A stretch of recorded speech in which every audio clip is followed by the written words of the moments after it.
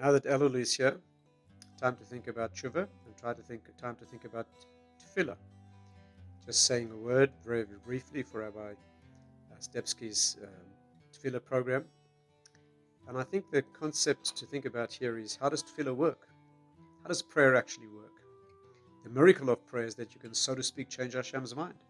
You ask for something and He does it. Means beforehand He was not going to do it.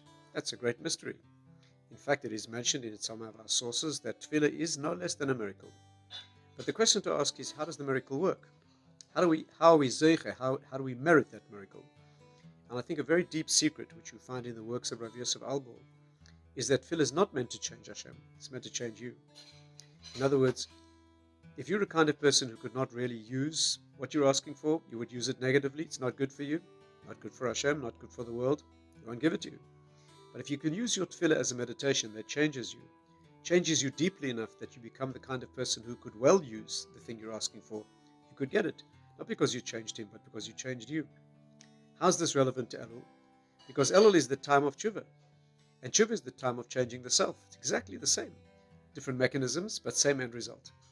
And therefore, the reason you could save your life by doing tshuva is because you change who you are. And the reason you could save your life by tefillah is because you change who you are.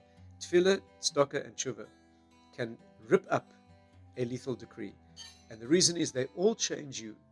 Tzedakah needs a separate discussion, changes you from a taker into a giver. But tefillah changes you into a better person, a person who could well use what you're asking for, and that's what tshuva does. These two are deeply connected and very much the subject of Elul. Wish you a wonderful Elul and big changes.